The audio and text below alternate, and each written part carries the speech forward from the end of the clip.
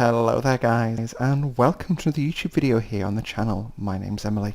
Today we're driving the DRS Low Freed Class 68s, 68002 and 68018 on an extra service to provide additional capacity for Great Yarmouth Air Show from here at Norwich to Great Yarmouth non-stop.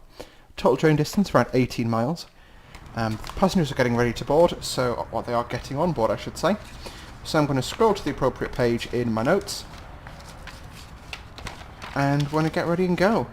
So what we're going to do is we're going to hop in the cab of the Class 68, and this is the Armstrong Powerhouse enhanced version, so it's going to be Shift and W to unlock the reverser.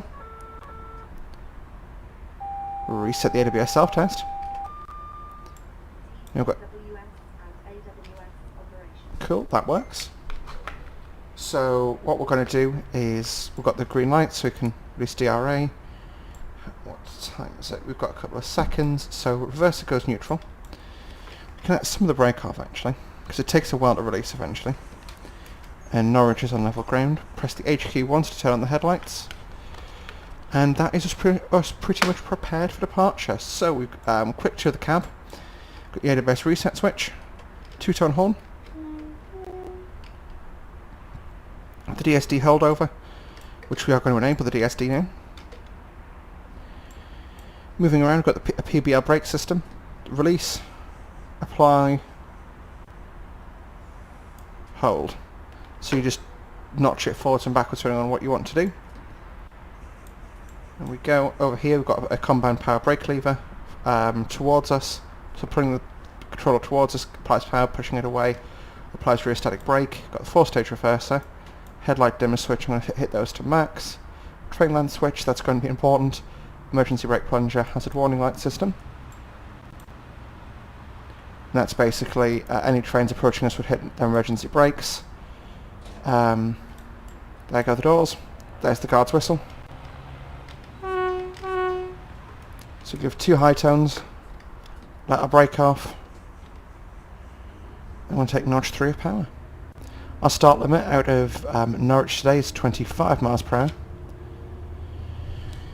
And our first stop, once again, is our final stop, which is at 18.2 miles away, which is Great Yarmouth.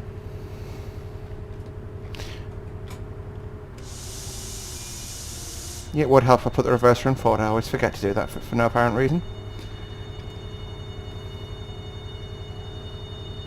So in this local, we don't have the electric train supply turned on. This is because we have 68018 on the rear, which is still running, but is only providing electrical power because of the system that the Class 68s use to talk to each other isn't compatible with the coaches. So we have to have one running just on the rear, not providing power.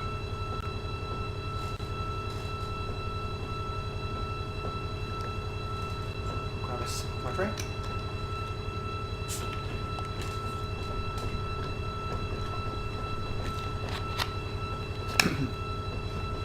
One of the things we can do is a running brake test. Set the brakes off, command a brake application, and just use that to gauge how quickly the brakes come on and how well the train slows down. I'm just going to go back on the power and give the 68s a bit of go-go juice. Over there, that's Norwich Crown Point Depot. That's where Greater Anglia's fleet of Class 90s and Mark 3s were maintained. They've now obviously left service, unfortunately.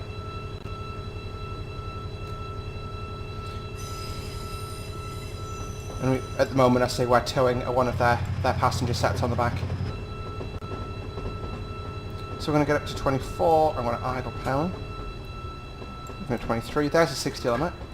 So what we can do is use the train length switch, which will beep as soon as the middle of it measures from the middle of this locomotive to the end of the train, and beeps as soon as we've covered that distance, which would let us know when the train's past that point. Just giving a quick blast on the horn as this is an access road to the depot, and we should be hearing the beep any second. There we go. So I know from my notes as soon as you go under the bridge is the point where you can accelerate. Resetting the DSD there once again. I do actually really enjoy this locomotive. It's, you know, the noise these things make is just phenomenal.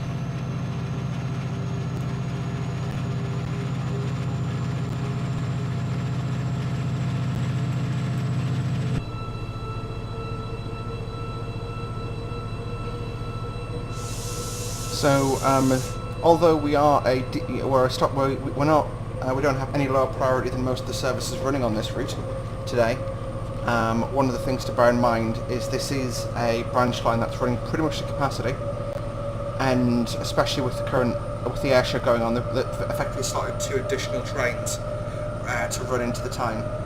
So we will be held at signals at various locations, so that's just something to bear in mind.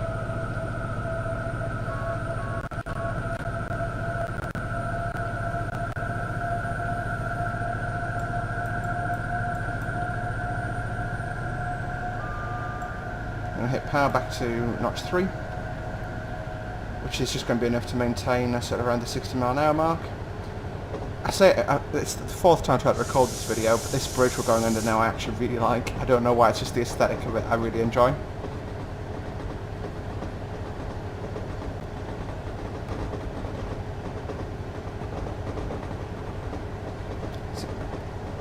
I haven't missed the Wherry line, it's not played on this route in a while.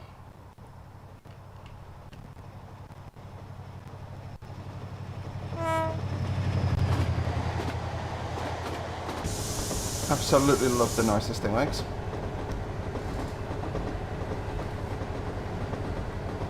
We're now in the cruise. I'm just going to pull back off to notch 1 just to make sure we definitely don't overspeed. The next thing we're looking out for is a multiple board. You'll notice it's a 60 over a 20, so for a multiple unit we could run through here at line speed, which is 60 miles an hour. However, as we're local hauled, we have to drop down to 20. And I believe that multiple board is just after this bridge. So I'm just going to let the power off and already command a bit of rheostatic braking in. Which does very little, but it sounds awesome.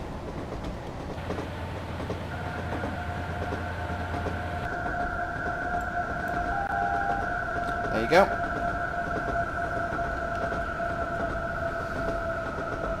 Now, I wasn't too sure on whether how appropriate it was to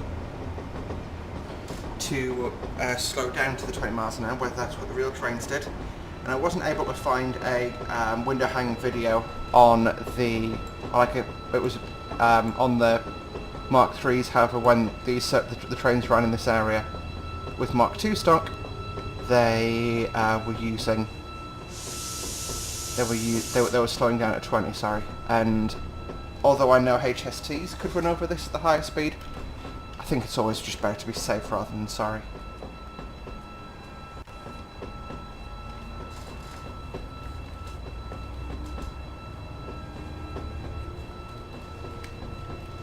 Regardless of the noise the engine is making, we are actually slowing down appropriately for this. There we go. And there's the 20 limit coming over the bridge. Once again, I believe this is just a quote-unquote weak bridge.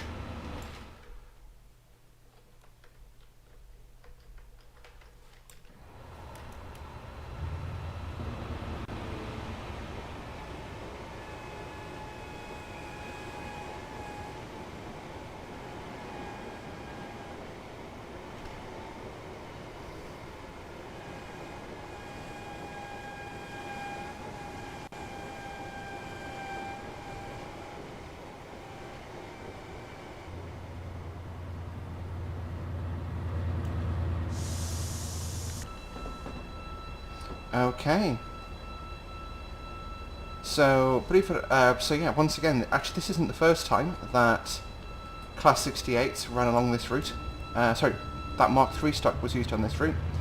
In the early days of the local haul short sets, as they were called, they were initially operated as a pair of Class 47s with 2 Mark III coaches and a Mark III DVT.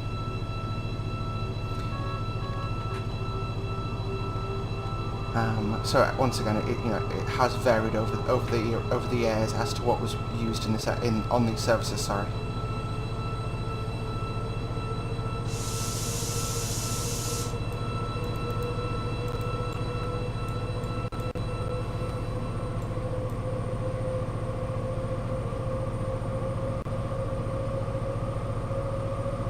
Strangely, over time, my memory from last recording with the Class 68, which would have been on my old channel, is quite a strange one of sort of feeling as though...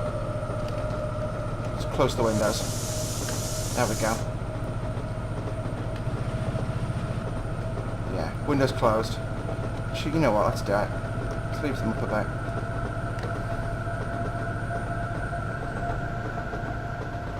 There we go. I know we're approaching a potential snag point here, so I'm just easing off the speed, because I know we'll be going off the curve here and up the line towards Acle. Yeah, I can see there's a single amber ahead, which indicates that the next signal's danger aspect. So pretty hard on the brakes here.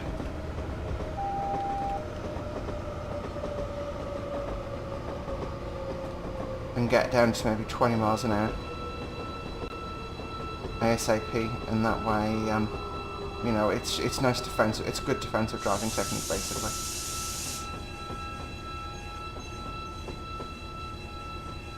Go. Now, I was recently told it's a single high tone on the horn when you go past a whistle post. That came from Southeastern driver, I believe. So I guess do what you will with that information, but I'm going to be trying to stick to just a single high tone, unless I can see spotters by the track. And then I will go for the full beep beep.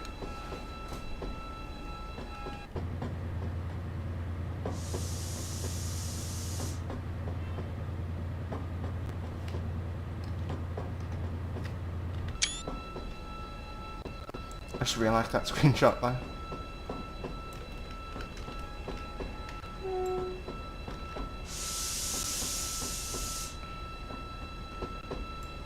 So yeah, so we've got the GSMR here, but it's not functional even with the AP enhancement that I'm using.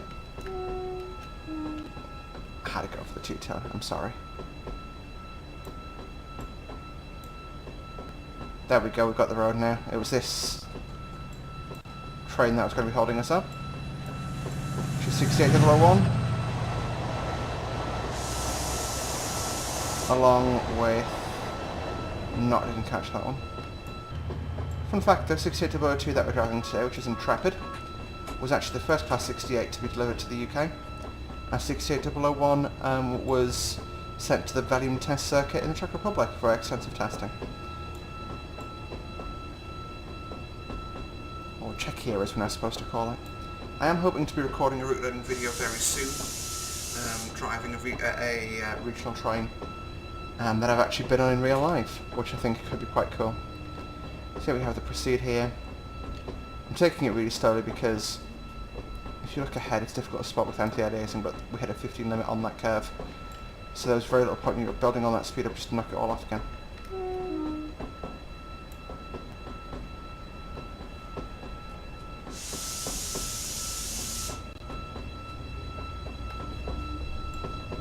Interestingly, the throttle's on idle, but it's building up amps from the rear static braking system.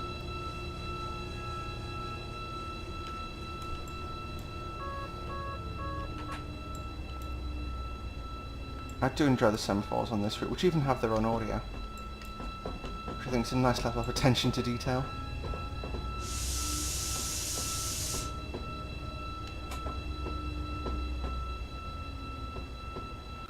So as soon as we pass this post here, the speed limit actually increases to 25, and there's no post for the 60. However, as soon as we pass this post here, we can go up to 60, just due to the way trains accelerate. So we'll get the train length in there.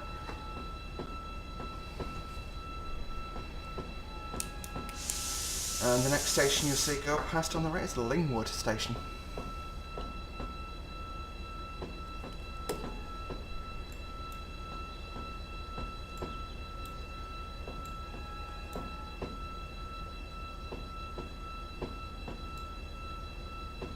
And once again, the ETS definitely isn't on because we've got the blue light illuminated.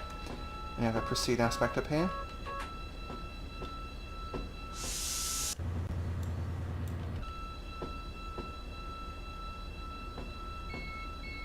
There we go, straight up to 60 we go. And we're going up a nice 1 in 100 gradient here, so you'll really hear the train roll. turn the audio up and I'm going to stop talking for a while.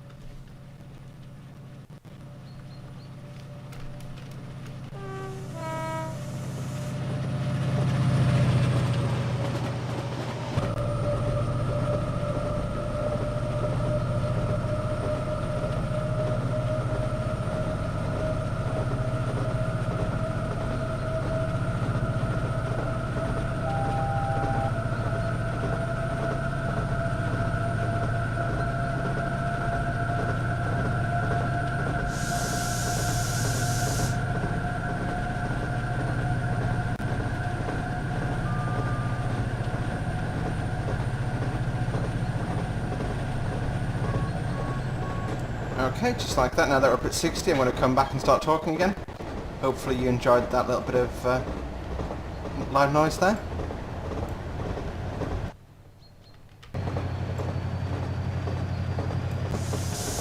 We're really getting it great. We're coming up on Lingwood Station here, I do believe. I do declare. I believe you've actually just passed it. No negative, this is it coming up. So I'm going to blast on the horn as we pass through the station. And that way we can let other people know that we're coming.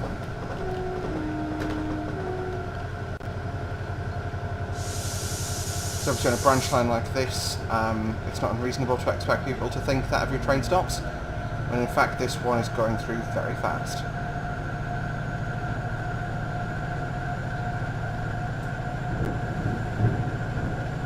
Well, that's not great on the weather front. I'm going to slide the windows in the cab closed, because that I don't think is going to end too well.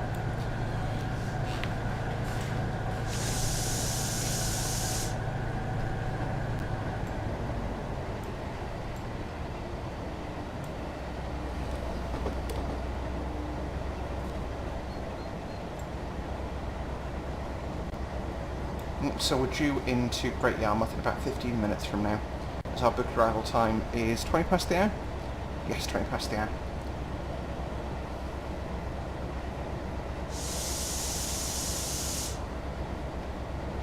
Next thing to keep an eye out for is Acre Station, because when we're going through Acre there's a 50-mile-an-hour speed limit, and we don't want to obviously go through that, and there's the remotest chance that would be held to allow a train to arrive down the single track, but I'm not expecting that today.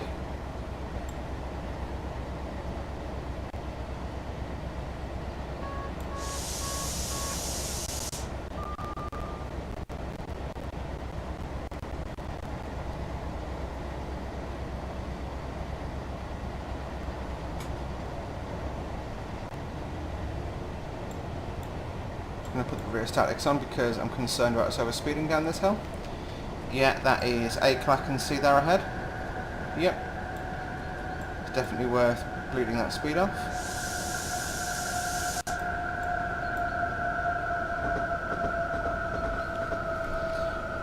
Quite an experience for a train spotter to stand at the window and listen to this one.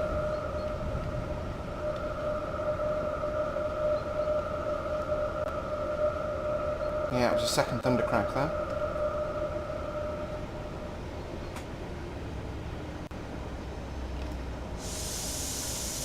There's the lightning. So not right at the epicenter yet, I guess. Oh no, wait, it's right on top of us, so it's closed in pretty fast.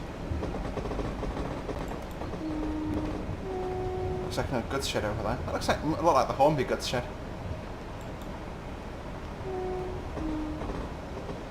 blast on the horn.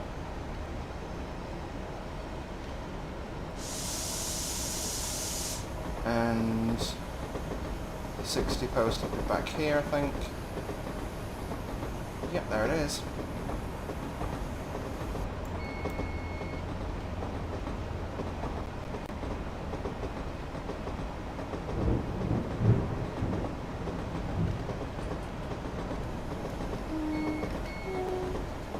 Yeah, wipers going on because of the rain coming down.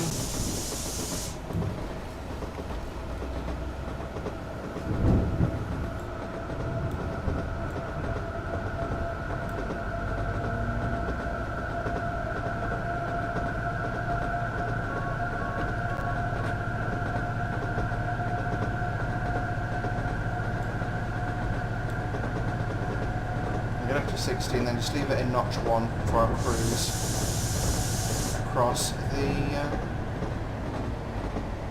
I guess this is marshland? I don't know.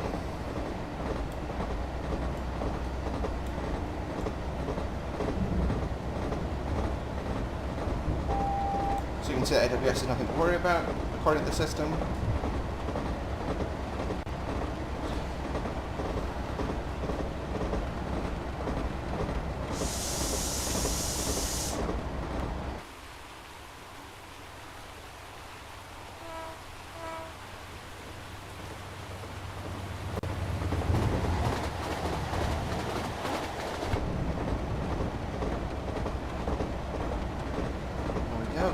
Now got a bit of a 5-mile cruise. Now I think we're running probably a little on the early side, which is good. It just means that when we arrive at Great Yarmouth, we might have a couple of minutes away just whilst they get our platform allocated. Hopefully this doesn't disrupt the air show too much.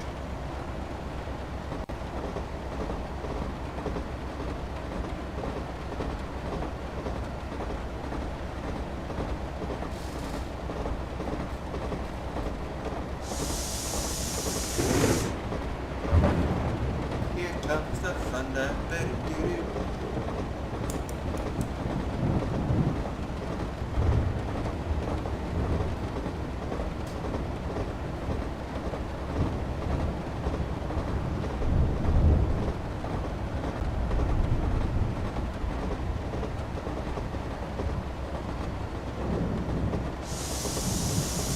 Honestly, I really do enjoy when you get the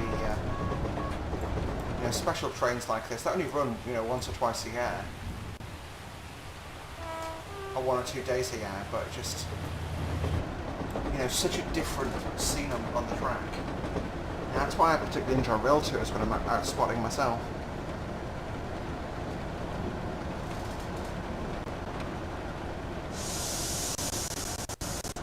Just checking my time minutes. Yeah, I think we're a little on the early side once again. Not by much, but a little early.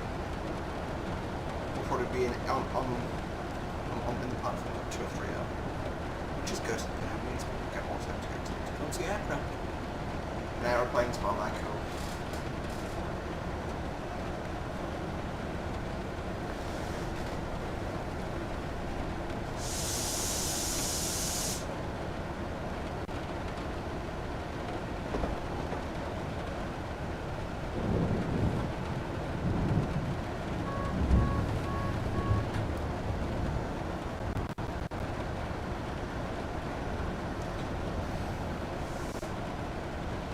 Norwich 3 for a bit.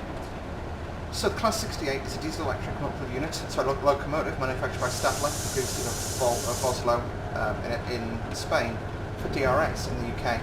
The design is derived from Stadler's Eurolight. And the brand under the UK Light brand. They were produced between 2013 and 2017. Volvo config.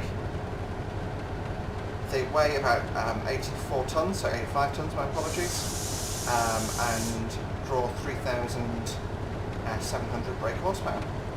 Now, as mentioned, the multiple working system is AAR, which is American Associated Railroad's multiple working system, which makes them compatible with 59, 66 and 67s, and appropriately configured Mark IIIs and DVTs. Unfortunately, we're using Great Wrangler Mark IIIs, and they still have the TDM system. Expanded rear static braking system with 2,100 kilowatts of power. Maximum speed 100 miles per hour.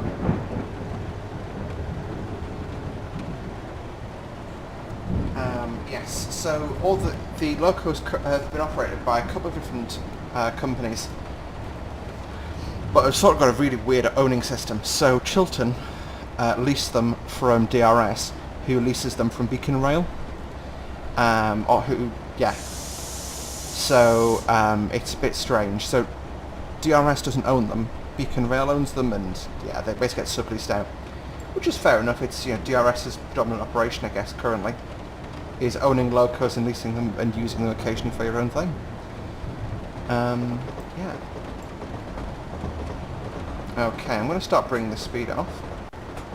Once again, I can see we've got a yellow aspect ahead. I'm going to get a bit closer to it, because at the end of that is where we're expecting a red, basically, is what that sign means. Starts the engines complaining. Yeah, you can see we've got two yellow signals. These are repeater signals. These aren't quote-unquote real signals. They're just repeaters, basically saying, hey, next signal's a danger aspect. Which, on a route like this, is, you know, particularly handy in my opinion. There we go. Power off. Rio's off. So we've bled 50 miles an hour off the train speed, but it just gives us a bit more time. Also, that was a surprisingly long distance away that we could see those from. That's entirely my bad.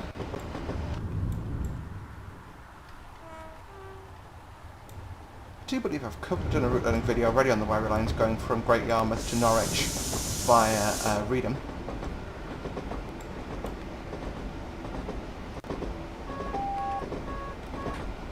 That was really a strange sensation.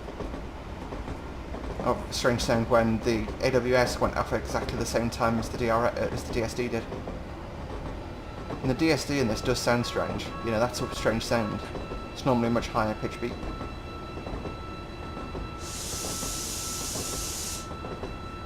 He's got a 50 limit there coming off the into this curve.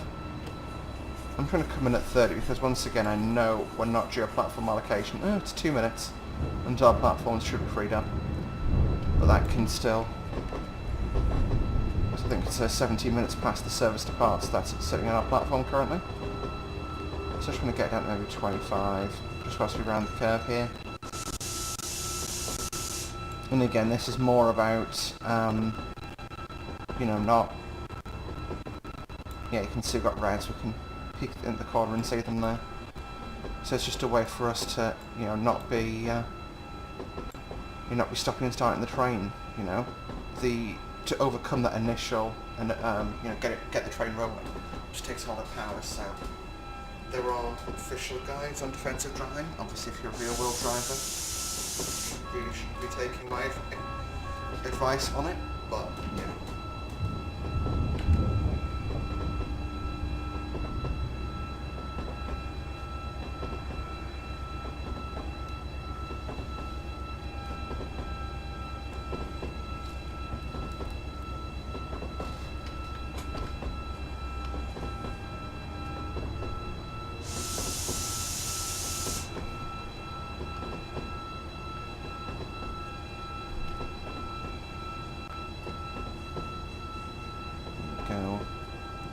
Yeah, unfortunately I think we're going to be stopping for a few moments.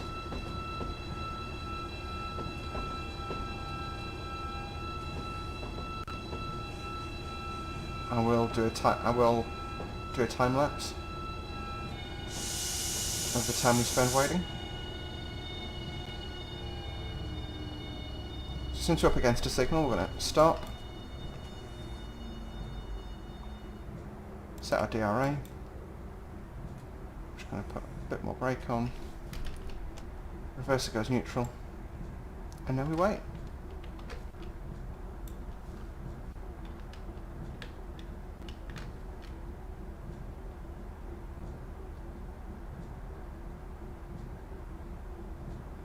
Here comes the train that was delaying us.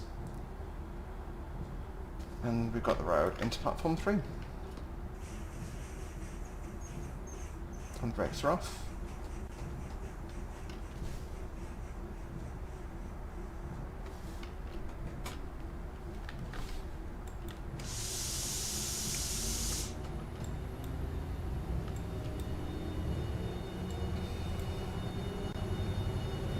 wave to the Turbo Star driver. Basically this service, today, because of the air show, they've increased capacity by rejiggling all the rolling stock and adding these in. So the 170s would usually run on a different route, and you get 156s and 153s up here. They've effectively swapped around today. So after this signal, we approach a 15 limit again quite rapidly, and we are actually going to be a minute or so late, unfortunately, due to that platform delay.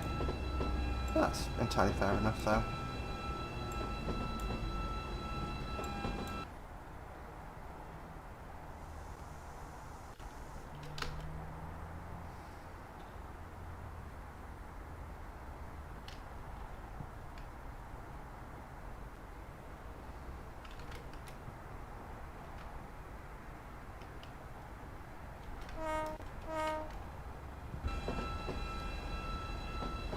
Alrighty, and there's the 15 post. They do seem decidedly small just to catch you out. And there's Great Yarmouth Station. So we're actually going to be creeping in here with maybe maximum notch 1 of power, and off the power again. That jumped up a bit quick. One thing I have noticed is the speedometer jumps up. It's not a smooth acceleration, if that makes sense. When you go up a mile an hour, it jumps up that mile an hour. So if I brake, see, it jolted off though.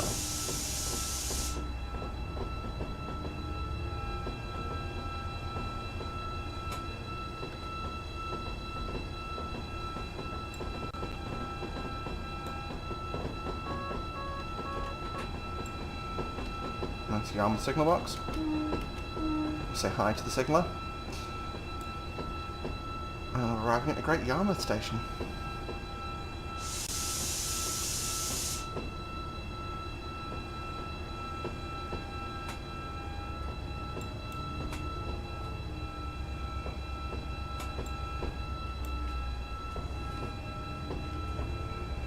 It's quite difficult, in my opinion, to judge your braking on this corner, because obviously we need to stop right down the end because of how long our train is.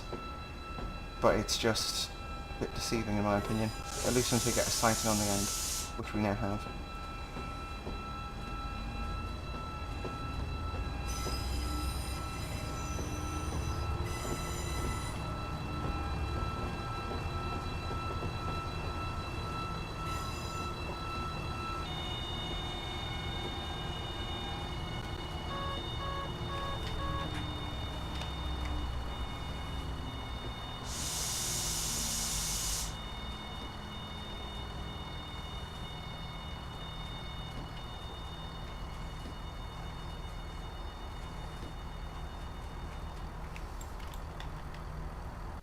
There we go. So, welcome to Great Yarmouth, guys. Hopefully you did enjoy today's video. If you did, please hit the like button.